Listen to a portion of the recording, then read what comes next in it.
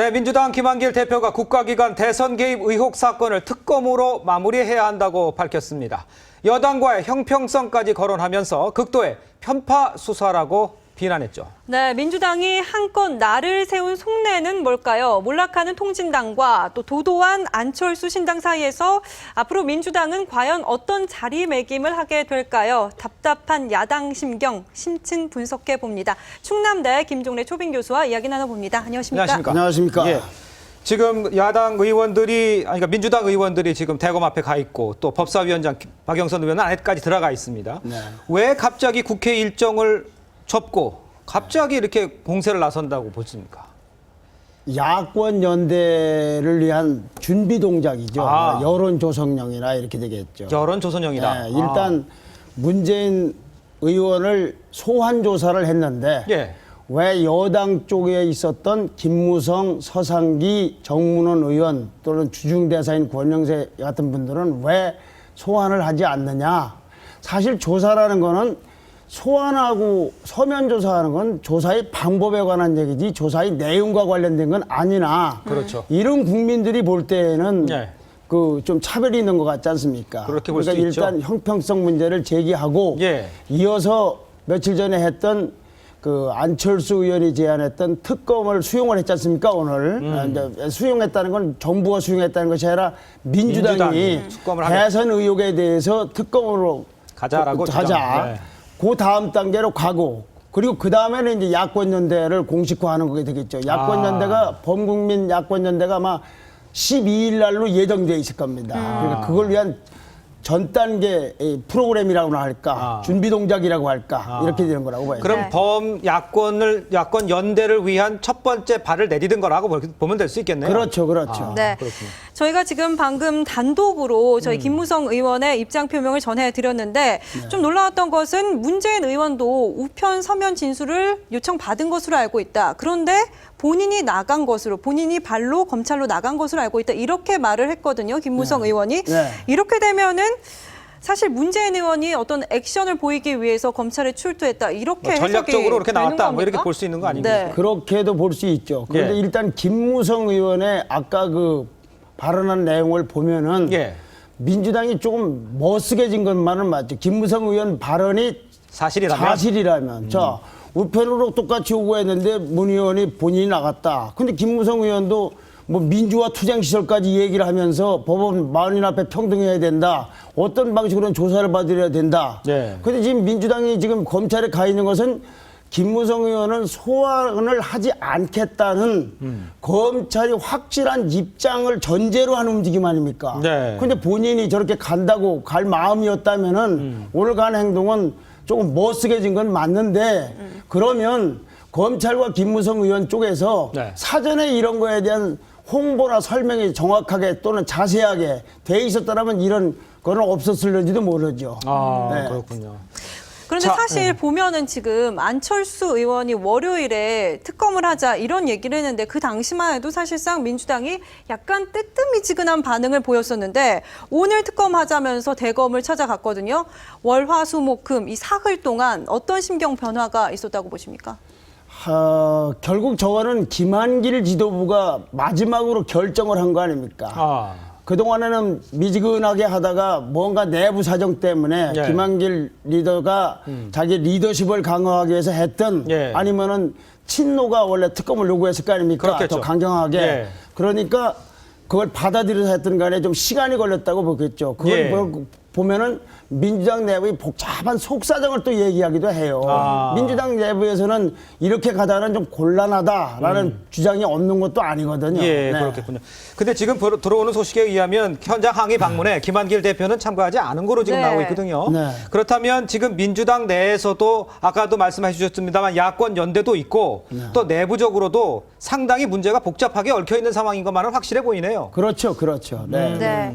여기에 또 뭐 방금 전해온 소식으로는 조경태 의원도 특검이 지금 정쟁으로 비춰질 뿐이다. 이렇게 무리하게 할 것이 아니다. 이런 입장을 또 내놨거든요. 안에서도 지금 왈가불가 말이 좀 많은 것 같습니다. 그렇죠. 그러니까 민주당 내부에서는 네. 일부에서는 내년 지방선거 때문에 다 벌어진 일이라고 보면 돼요. 그렇군요. 이것을 이 특검을 한다는 얘기는 그것이 되든 안 되든 특검 주장을 계속하는 한 네.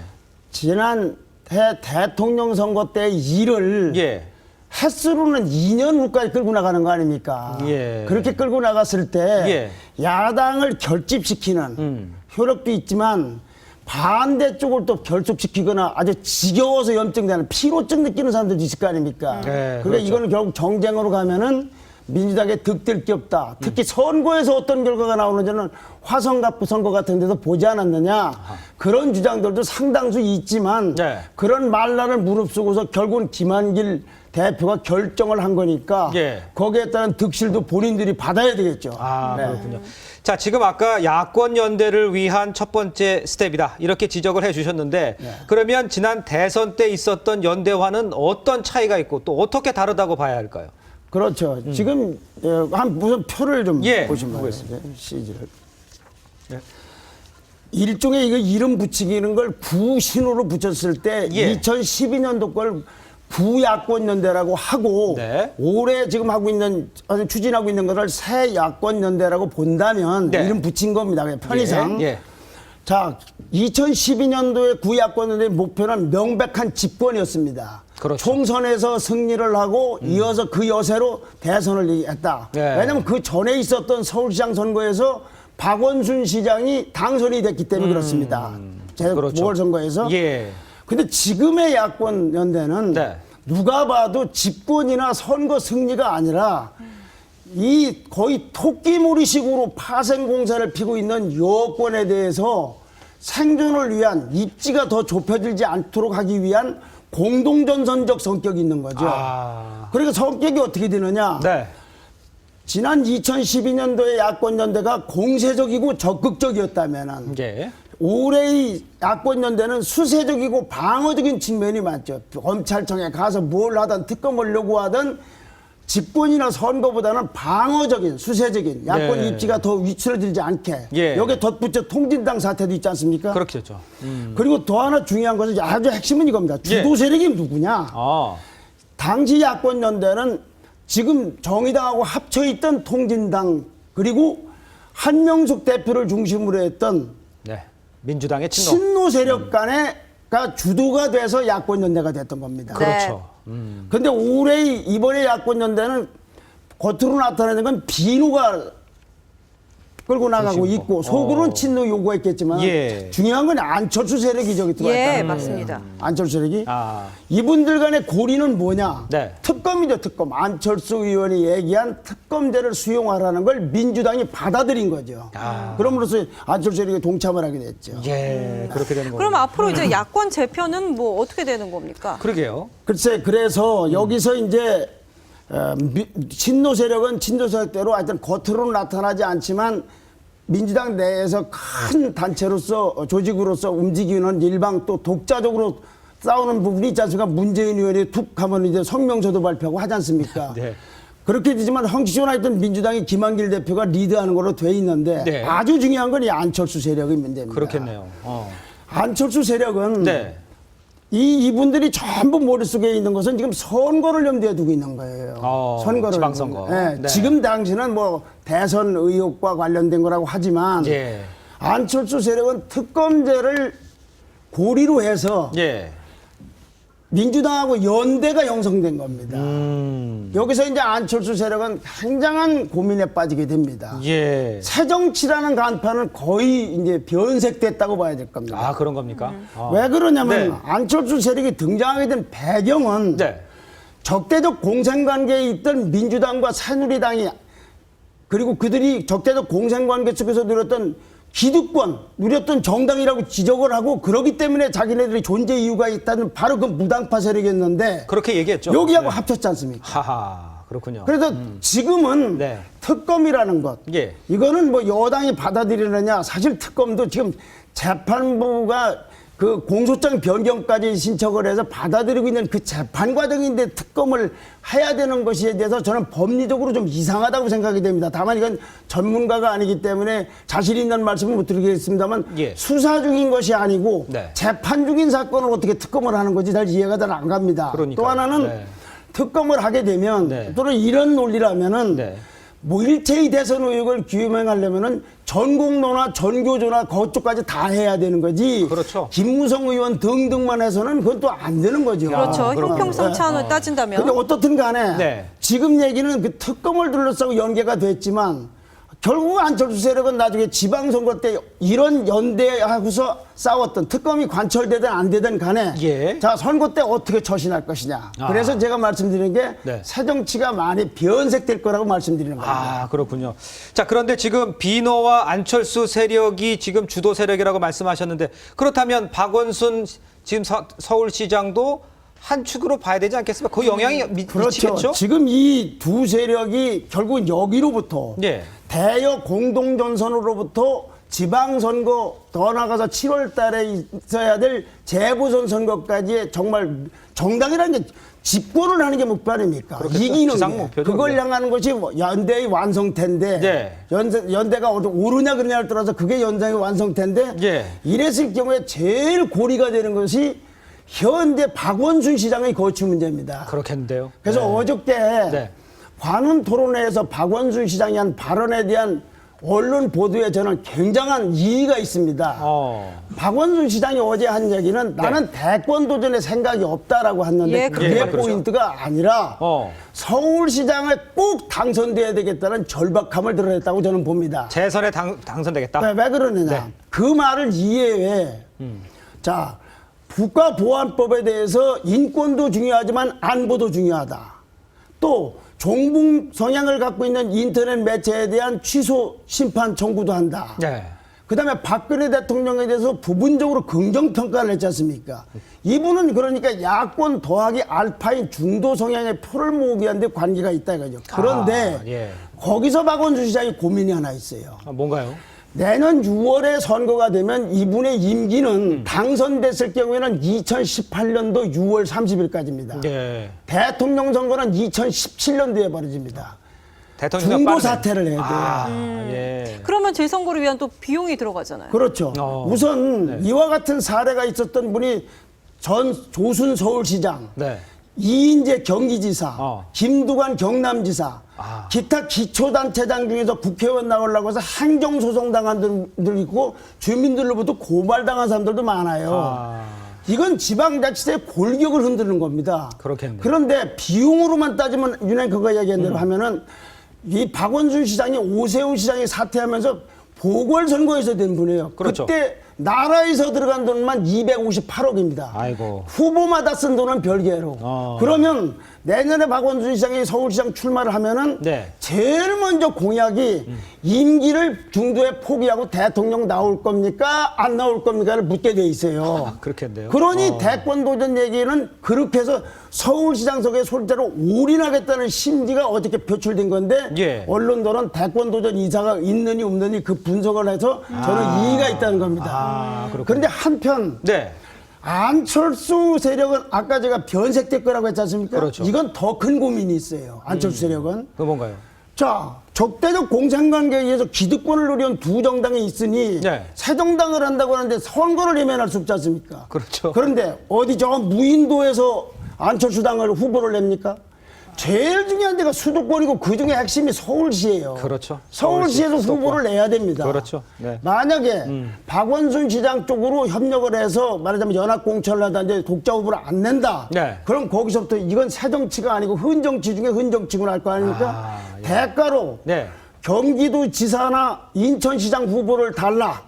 그러면은 지금 경기도에 있는 민주당 송영길 시장은 인천은 어떻게 되며 김진표나 원혜영 의원 같이 경기지사를 민주당 공천으로 뛰고 있는 이분들은 어떻게 됩니까? 그럼 충청도로 내려가 보면 충남지사 안희정 씨도 재도전을 하려고 하고 충북지사 이시동 씨도 민주당 공천을 나가려고 그래요. 네. 그럼 여기서 이제 대전시 후보 달라, 전북 후보 달라 하는데 누가 봐도 이게 갈라먹기지 무슨 놈의 새정치민가 됩니까? 나눠먹기가 된다. 예, 이 야권 연대가 선거로까지 이어지기는 매우 험난한 길이다. 지금은 어떤 이슈를 갖고 하고 있지만은 그러나 정당의 근본 이슈는 어떤 방어 전선이 아니라 적극적으로 쟁취를 해서 집권을 하거나 승리하는 것이 목적이 아니겠습니까? 그렇겠죠. 여기서 굉장한 딜레마에 빠집니다. 안철수 의원과 박원순 시장 간의 어떤 관계가 지방선거 때 어떻게 되냐를 보면은 야권이 어떻게 움직일 것이며 네. 또한 이 안철수 흔정치인지 새정치가 규명이 될 것이고 네. 새누리당은 아주 좋은 표가 되는 거죠. 선하 3분지계가 되면은 새누리당이 아무래도 유리하지 않겠습니까? 네, 표가 그러니까 갈리니까. 새누리당 이기고 민주당 참패의 책임은 누가 지겠습니까? 민주당 참패의 책임은. 그러니까 어제 박원순 시장의 말 속에는 어떤 대선을 향한 속내가 있었던 것으로 보이네요. 저희가 오늘 어쨌든 민주당이 대검을 갔기 때문에 특검 얘기를 조금 더 이어가도록 하겠습니다. 오늘 그 민주당의 행동을 보면서 이게 충동적이었다고 보십니까? 저는 그런 생각이 또 해봤던 게 왜 민주당 의원이 120명이 넘는데 60명도 채 않았거든요. 반도 못 70 왔어요. 정도 왔다고 그런 얘기하는데. 걸 보면은 지금 이게 충동적이었다라는 생각이 들기도 하는데 또 어찌 보면 이제 박 대통령이 순방을 마치고 곧 들어오기 때문에 이 시점에 맞춰서 이걸 좀 터뜨리지 않았나 싶기도 하거든요. 계획적으로 보십니까? 충동적으로 보십니까? 민주당 전체가 계획적이지는 못했거나 안 했을 겁니다. 그러려면 의원총회를 열든지 당내 여론 의사결정 고전을 바꿔야 되겠죠. 그렇죠. 예. 그러나 일부의 이론을 놔두고라도 네. 반발에도 무릅쓰고 이견에도 무릅쓰고 김한길 대표가 저렇게 결정을 한 거였기 때문에 예. 저걸 충동적이라기보다는 마지막 플랜에서 좌로 갈까 우로 갈까 다 저 방향으로 정했을 겁니다. 예. 그리고 박근혜 대통령이 해외 순방 중에 했다는 얘기는 역으로 예. 야당의 논리를 볼 때는 예. 그럼 박근혜 대통령 순방 중에 통진당 해산 심판 청구 소송은 왜 했으며 그것보다는 네. 야당의 스케줄 때문에 저럴 거예요. 12일 날에 이 야권연대 회의도 해도 다음 스케줄이 있어서 예. 그런데 마침 박근혜 대통령 없으니 돌아오는 대로 여기에 대한 답을 달라 하지만 예. 여권이 그 답을 하겠습니까? 예. 그렇게. 그냥 공세의 일환인 거죠. 스텝. 근데 왜 생각을 좀 해보면은 저번 사랑채에서 여야랑 그 대통령이 다 이렇게 만났을 때도 해외 순방 다음이었잖아요. 이번에도 해외 순방 다음에 어떤 좀 티타임 면담을 노려보려는 그런 전략. 아니면 이렇게 해갖고 이제 민주당도 좀 출구 전략을 통해서 나오겠다. 이런 생각은 하고 있는 걸까요? 저건 출구 전략이 아니고 네. 어떤 걸 출구 전략이라고 물어보시는지 모르겠습니다만 야권 연대로 가는 가기 출구 전략이라면 모르지만은 이 대선 공방에서 완전히 빼고 그야말로 순수하게 민생으로 돌아가기 위한 출구 전략은 절대 아닐 거고 예. 반대 방향일 겁니다. 예. 물론 새누리당도 저 말에 대해서 아주 속된 표현하면 콧방귀도 안 낄 겁니다. 자, 근데 교수님, 그 윤상현 대표가 지금 방금 말씀하신 대로 콧방귀도 안 끼면서 말도 안 되는 얘기다 이렇게 얘기를 했는데 새누리당이 특검을 수용하는 건 문제가 없습니까? 안 되는 이유가 뭡니까? 해도 마찬가지 아닙니까? 저는 네. 그래 그걸 잘 모르겠는 게 예. 지금 저것이 검찰 단계만 있으면 모르겠는데 사법부로 넘어갔단 말이에요. 예. 그런데 윤석열 팀장이 얘기한 트위터까지를 재판해달라고 공소장 변경 요청을 했는데 그렇죠. 저 특검 때문에 말하자면 감정적으로 볼 때 불쾌하다면 모욕을 당했다면 예. 이제 검찰 단계가 아니라 재판부라는 거죠. 그런 상황이 그렇게 네, 되어버리네요. 저는 법리적으로는 가능한지 안 가능한지 모르지만 상식적으로 보면은 예. 수사 단계만 모르겠어요. 아. 재판부로 넘어가서 지금 재판이 몇 차례 진행 중이고 있는데 그거를 다 하자. 또 하나는 아까 말씀드린 대로 그럴 경우 국정원뿐만 아니라 사이버 사령부라든지 보훈처까지 할 경우 이쪽에 있는 전공로 전교조 그것도 해야죠. 정부의 도움을 받고 활동을 했던 사회단체 중에서 친야단체 이쪽의 움직임도 해야죠. 정부 입김이 들어갔거나 재정 지원을 받는 데까지. 예. 그것이 일체의 대선 의혹을 갖는 거 아니겠습니까? 그렇겠죠. 여기 형평성 얘기를 할 수 있을 거예요. 네, 그렇겠네요. 여야는 분명히 둘 다 민생을 챙기겠다고 했었는데 민주당의 지금 행보는 민생을 챙기는 건 전혀 아닌 것 같습니다. 결국은 해를 넘긴 다음에 우리 국민들이 이런 여당, 이런 야당에 대해서 어느 정도 참을지 경제는 어려워지는데 정말로. 네. 예, 알겠습니다. 교수님 오늘 말씀도 고맙습니다. 감사합니다. 감사합니다.